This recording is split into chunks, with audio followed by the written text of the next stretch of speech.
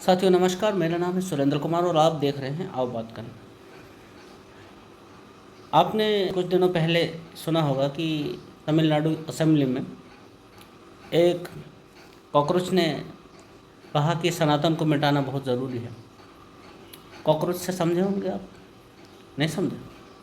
इसने आपको याद होगा कि इन्होंने एक बार और भी पहले यही जहर उगला था। तब उन्होंने कहा था कि सनातन डेंगू और मलेरिया के मच्छरों की तरह है जिसका नष्ट होना बहुत ज़रूरी है। तो उसका इम्पैक्ट ये हुआ कि ये और इनका बाप न किसी को मुंह दिखाने के लायक रहे और न ही असेंबली में सत्ता पक्ष में बैठने के लायक रहे। आज फिर उन्होंने असेंबली के अंदर इस तरह का बयान दिया है और तमिलनाडु के नवनिर्वाचित मुख्यमंत्री साहब,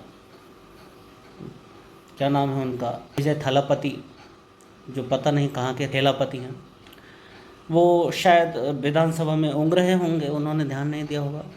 यदि ध्यान दिया होता तो कुछ कहते, आपको ये सोचने में आ रहा होगा।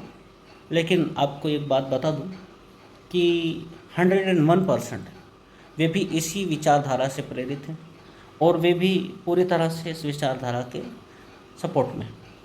अच्छा, देखने वाली बात यह है कि तमिलनाडु भारत का वो हिस्सा जहाँ पर 85% हिंदू आबादी है, वहाँ पर ऐसी मानसिकता रखने वाले लोग जो सनातन धर्म को डेंगू मलेरिया से कंपेयर करते हैं और उसे मिटाने की हमेशा बात करते हैं, वे लोग वहाँ की असेंबली में अंदर कैसे पहुँच जाते हैं? मुझे तो इस बात पे आश्चर्य होता है।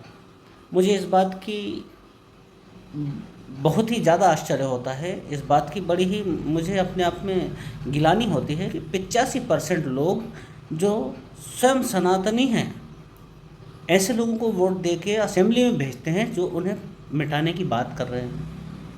अब ये बात अलग है कि कुछ लोग बॉम्ब फोड़ के मिटाना चाहते हैं और कुछ लोग कन्वर्जन करके मिटाना चाहते हैं, लेकिन दोनों का लक्ष्य एक ही है। लेकिन कम से कम हमारे अंदर इतना तो स्वाभिमान जागृत होना चाहिए, इतना तो हमारे अंदर में सेल्फ रिस्पेक्ट होना चाहिए कि जो हमें मिटाने के सपने देख रहा है उसे हम इलेक्ट करके और असेंबली भेज रहे हैं। डूब कर मर जाने वाली बात नहीं है 85% सनातनियों के लिए जो वहाँ पे रहते हैं, वहाँ के लोकल्स हैं, जो वहाँ वोट डालने का अधिकार रखते हैं। वो व्यक्ति जो आपको, आपकी आस्था को दो कौड़ी का भी नहीं समझता है, आप उस व्यक्ति को वोट देकर असेंबली भेज रहे हैं और वो असेंबली में बैठकर वही बकवास जो उसके दिमाग में भरी गई है कर देता है बड़ी आराम से, और कोई हलचल नहीं, किसी को कोई मतलब नहीं। वो कहकर घर चले गए, विजय थलापति सुनकर घर चले गए, और हमारे जैसे कुछ लोग आवाज़ उठा रहे हैं। और 85% लोगों में से मुझे नहीं लगता कि 2-4-5% लोगों को फ़र्क पड़ा होगा, और पड़ा भी होगा, उनकी सुनता भी कौन। लेकिन मैं एक बात आपको बता दूं कि ये जो सनातन है, सनातन को मिटाने का सपना ये बेचारा अकेला स्टालिन नहीं देख रहा है।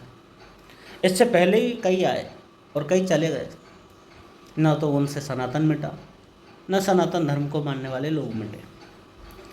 सबसे पहले आया था हिरण्याक्ष फर्स्ट, जिसने ये घोषणा कर दी थी कि मैं वैष्णव धर्म के मानने वालों को संसार से मिटा दूंगा, पृथ्वी से मानवता को मिटा दूंगा। अंत क्या हुआ? भगवान विष्णु ने वराह अवतार रखकर उसका अंत कर दिया। फिर हिरण्याकश्यप आए, उन्होंने कहा मैं एक भी वैष्णव को जीवित नहीं छोड़ूंगा। उनके खुद के घर में आंदोलन हुआ और वैष्णव उनके घर में पैदा हुआ, और उस वैष्णव ने ऐसा अलख जगाया कि भगवान श्री हरि को स्वयं साक्षात रूप रखकर नरसिंह भगवान का, और उसका अंत करना पड़ा। ऐसे एक दो किस्से नहीं, जब से सृष्टि शुरू हुई है तब से लेकर आज तक धर्म और अधर्म के बीच में आमने सामने की लड़ाई रही है। पर आज घोर कलयुग के अंदर सबसे बड़ा दुर्भाग्य यह है कि सनातन धर्म के मानने वालों को ये विश्वास ही नहीं है कि जो सनातनी आस्था को नहीं मानता है वो उसे मिटाने के मंसूबे लेकर बैठा हुआ है, चाहे वो कोई भी हो। आप माने या ना माने, आप हर एक सनातनी, इस संसार में 800 करोड़ लोगों की आबादी है, 800 करोड़ में से 100 करोड़ सनातनी हैं। मान लीजिए कि 30 करोड़ बुद्धिस्ट होंगे, बुद्धिस्ट, जैन, सिख लोग होंगे, ये सभी सनातनी हैं। 130 करोड़ मानिए, 100 करोड़ मानिए, 800 करोड़ विश्व की कुल आबादी है। आप ये मानने को तैयार नहीं हैं कि हर सनातनी 7 दुश्मनों के बीच में घिरा हुआ है।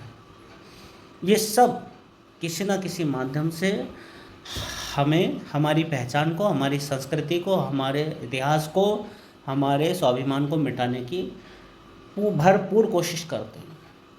ये हमेशा ये सब, चाहे वो किसी भी विचारधारा का हो, चाहे वो 2000 पहले जन्मी हुई विचारधारा का हो, चाहे वो 1400 साल पहले जन्मी हुई विचारधारा का हो, हर व्यक्ति ये मूलतः असुर है। क्योंकि धर्म कहता है आप संयमी बने, इनमें संयम का कोई नाम और निशान नहीं, इनमें न ब्रह्मचर्य का है, न तप का है, न त्याग का है, किसी का महत्व नहीं है। न धर्म का महत्व है, न अनुष्ठान का महत्व है, किसी का महत्व नहीं है। ये मूल रूप से आसुरिक प्रवृत्ति के लोग हैं, असुरी विचारधारा के लोग हैं, जो सदा से सनातन धर्म को, सनातन पहचान को मिटाने के सपने देख रहे हैं। तो आज के विषय में हमें इनसे सतर्क रहना होगा, सावधान रहना होगा। यही हमारा आज की डेट में सबसे बड़ा कर्तव्य है। और रहा सवाल सनातन को मिटाने का, धर्म को मिटाने का, तो उसकी कोशिश तो हिरण्याक्ष से लेकर दुर्योधन तक हर किसी ने की, लेकिन नहीं मिटा पाए। उसके बाद भी आए कुछ असुर, जिनका मैं अभी यहाँ नाम लूँगा तो बवाल हो जाएगा, जैसा श्री गौतम खट्टर जी के साथ हुआ। भाई उनकी तो जमानत करवाने के लिए इतने लोग आ गए थे जितने मेरे पास कुल मिलाकर सब्सक्राइबर नहीं हैं।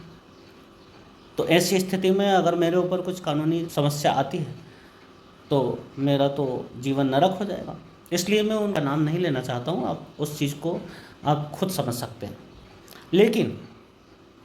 लेकिन सनातन धर्म को, हर सनातनी को अपने कर्तव्य बोध का ज्ञान ना होने के बाद भी, अपने शत्रुबोध अज्ञान होने के बाद भी सनातन को कोई नहीं मिटा पाया है और ना मिटा सकता है।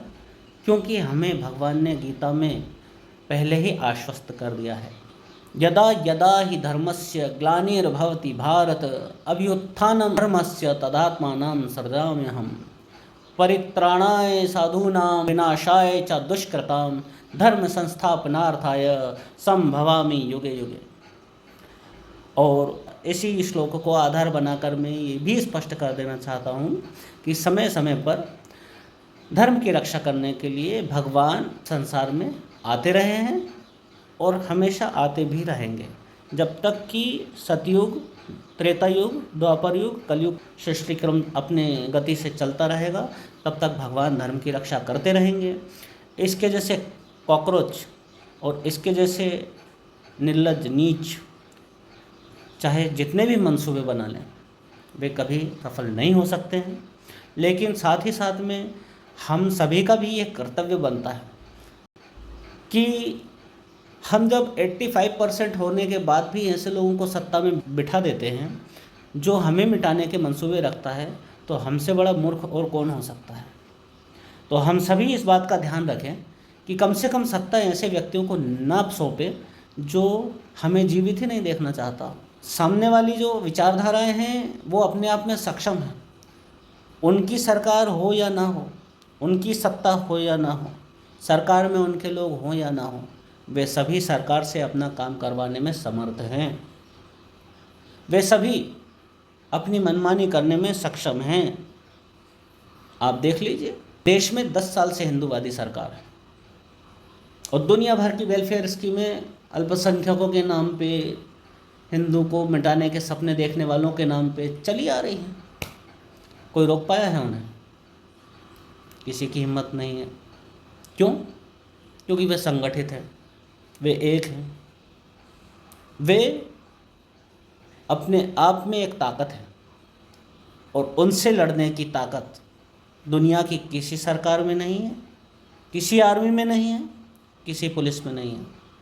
भीड़ का सामना भीड़ कर सकती है। इस देश में 2 तरह की भीड़ है, एक वो भीड़ जो लड़ने के लिए आमादा है और दूसरी वो भीड़ जो लड़ने के लिए तैयार ही नहीं है।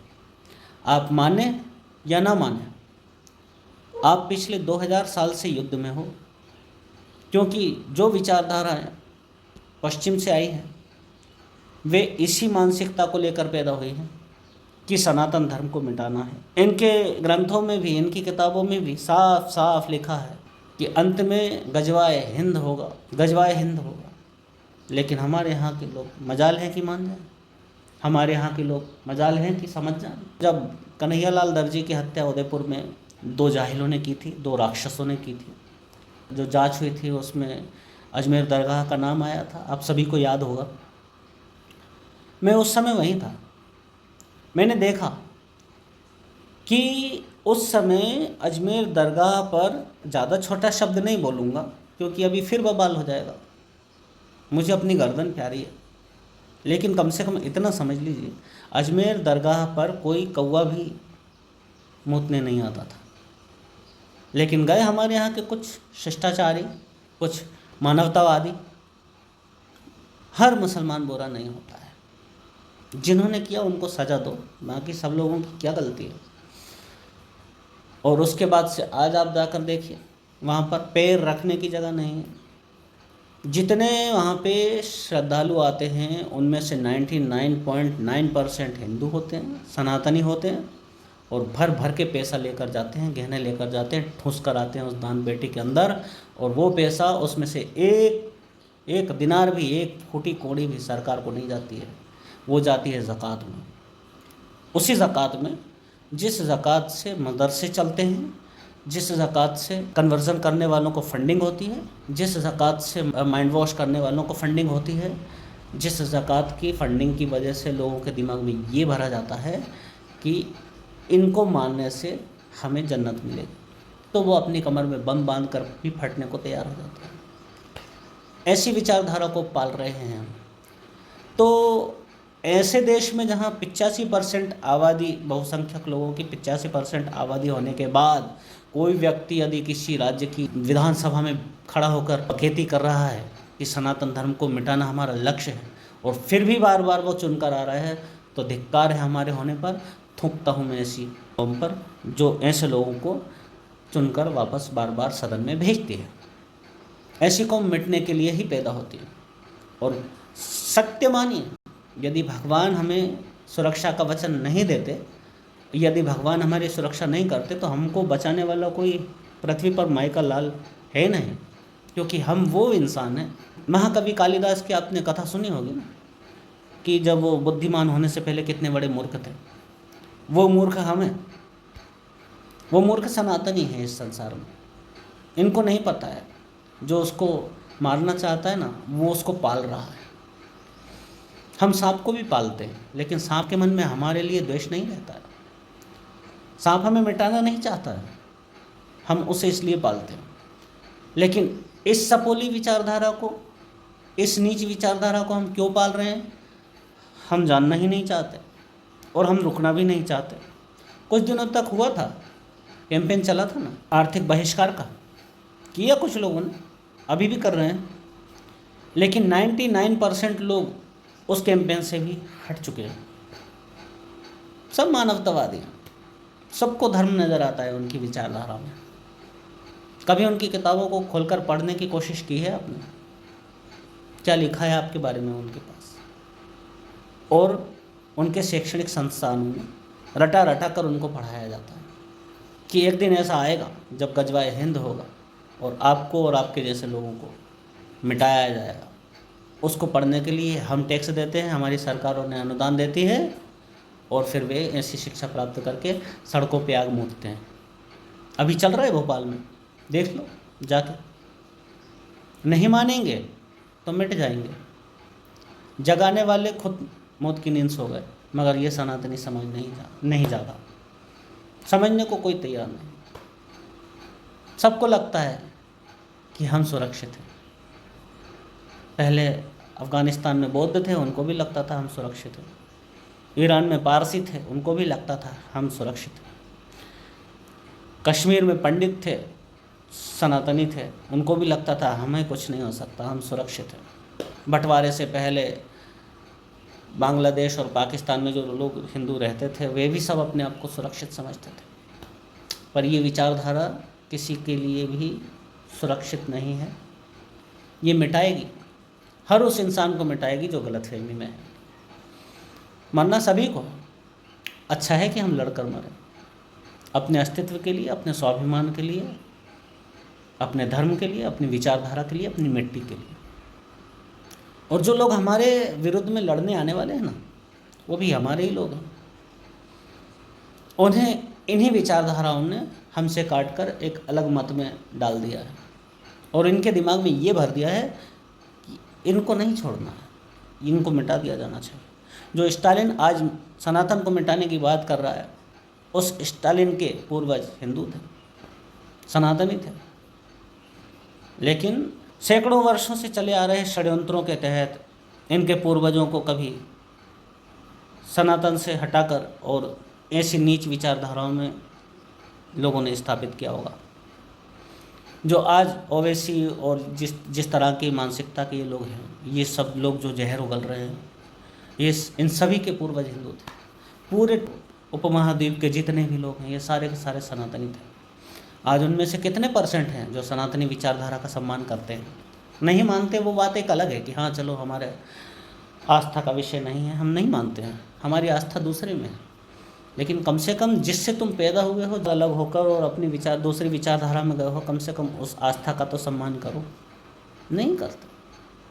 स्वतंत्रता का गलत फ़ायदा उठा रहे हैं और आवश्यकता से अधिक स्वतंत्रता घातक होती है, आत्मघाती होती है, प्राणों के लिए नुकसानदायक होती है। तो अंत में मैं यही कहना चाहूँगा कि आप स्वयं सुरक्षित रहें, अपने पड़ोसी को सुरक्षित रहें ऐसे लोगों से जो इस विचारधारा से ग्रस्त हैं, और कोशिश यह भी करें कि उन लोगों को भी उस विचारधारा से बाहर निकालने के लिए आप प्रयासरत रहें। अपने बच्चों को अपनी संस्कृति के, अपने संस्कारों का उनके मस्तिष्क में बीज डालें और अपने त्योहारों को, इष्ट देवताओं को, देवी देवताओं को हंसी का पात्र न बनने दें। आपको नहीं करना, किसी के साथ में लड़ाई झगड़ा दंगा फसाद नहीं करना, मत कीजिए, लेकिन कम से कम कोई दूसरा यदि आपके यहाँ पे हथियार लेकर आए तो उसको बिना जवाब दिए मत भेजिएगा। यदि उसे जवाब नहीं मिला तो वो अपने हाथों में कुछ और लेकर जाएगा। इस बात का ध्यान रखिए, अपना ध्यान रखिए और इसी के साथ आज्ञा दीजिए। जय श्री राम।